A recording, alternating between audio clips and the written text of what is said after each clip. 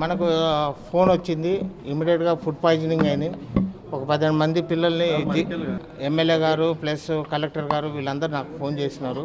Sir ఇట్లా ఒక food poisoning అయింది, ఒక 15 మంది పిల్లల్ని జీజీహెచ్ మామనగర్కి పంపిస్తున్నాము అర్జెంటుగా, మీరు టేక్ కేర్ అంటే ఇమీడియట్గా ఆర్ఎంఓ గారికి చెప్పినాము.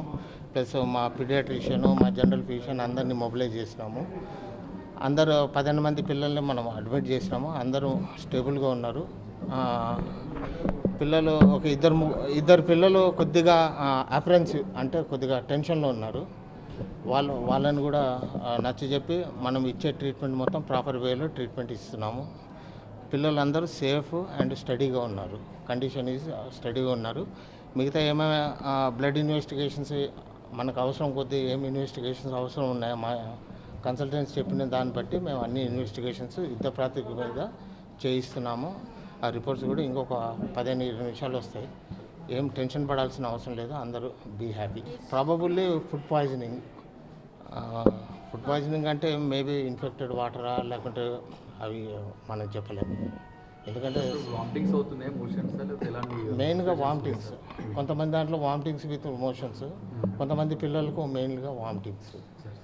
ఇప్పుడైతే చాలామంది పిల్లలు మా ఫిజిషియన్స్ చెప్పినారు ఓరల్గా మనం సాఫ్ట్ డైట్ ఇద్దామని. దానికోసము మేము పిల్లలకు ఉప్మా, వేడి ఉప్మా, ఫ్రూట్స్ అవన్నీ సప్లై అలో చేస్తున్నాము. ఎస్ఎఫ్ఐ విద్యార్థి సంఘం జిల్లా నాయకుడిని. ఈరోజు నారాయణపేట జిల్లా మాగనూరు ప్రభుత్వ పాఠశాలలో విద్యార్థులకు ఫుడ్ పాయిజన్ కావడం జరిగింది. చాలామంది విద్యార్థులు ఇబ్బందికి గురవుతూ ఉన్నారు. క్వాలిటీ భోజనం లేని సమయాన చాలామంది విద్యార్థులకు ఉడకని బువ్వ పెడతా ఉన్నారు. వాళ్ళకు అదేవిధంగా పౌష్టికారం అని చెప్పేసి నామమాత్రంగా గుడ్డు ఇస్తూ ఉన్నారు. ఆ గుడ్డు ఎలా ఉంది కూడా చూడలేని పరిస్థితి. ఈరోజు చిన్న పిల్లలు దాదాపుగా 15-20 మంది విద్యార్థులు ఈరోజు అవసరతకు గురవుతూ ఉన్నారు. ప్రభుత్వం తక్షణమే స్పందించాలి. ఈరోజు గొప్పలు చెప్తా ఉంది, మేము నాణ్యమైన భోజనం అందిస్తూ ఉన్నాం, గురుకులాల్లో కానీ ప్రభుత్వ పాఠశాలలో కానీ విద్యార్థులకు మేము అండగా ఉంటామని చెప్తా ఉంది. కానీ చాలా తెలంగాణ రాష్ట్ర వ్యాప్తంగా చాలామంది ప్రభుత్వ పాఠశాలలో, గురుకులాల్లో, కేజీబీ ఇదే పరిస్థితి, దుర్మాన పరిస్థితి ఏర్పడతా ఉంది. మేము ఒకటే డిమాండ్ చేస్తూ ఉన్నాం, ఈరోజు మాటలకే పరిమితం కాక ఆచరణలో చూపెట్టాలి అని చెప్పేసి మేము డిమాండ్ చేస్తూ ఉన్నాం. తక్షణమే ఎమ్మెల్యే స్పందించాలి, కలెక్టర్ స్పందించాలి.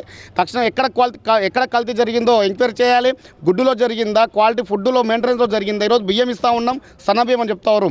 ఏ ఒక్క స్కూల్ కూడా సన్న బియ్యం ఇవ్వడం లేదు. ఈరోజు దుర్మార్గమైన పరిస్థితి ఈరోజు బియ్యంలో కనిపిస్తూ ఉంది. ఎలుకలు తిరుగుతూ ఉన్నాయి, పందికొక్కులు తిరుగుతూ ఉన్నాయి. ఈరోజు అన్ని నూకలు పెడతా ఉన్నారు. ఈరోజు మేము మంచి పెడుతున్నాం విద్యార్థులకు అని చెప్పడం జరుగుతూ ఉంది. ఈ విద్యార్థులకు తక్షణమే కలెక్టర్ వచ్చి స్పందించాలి, ఎమ్మెల్యే స్పందించాలి. లేకపోతే భారత విద్యార్థి ఫెడరేషన్ ఎస్ఎఫ్ఐ ఆధ్వర్యంలో పెద్ద ఎత్తున ధర్నాలు చేయడానికి సిద్ధంగా ఉంటామని చెప్పేసి మీడియా ముఖంగా హెచ్చరిస్తూ ఉన్నాను.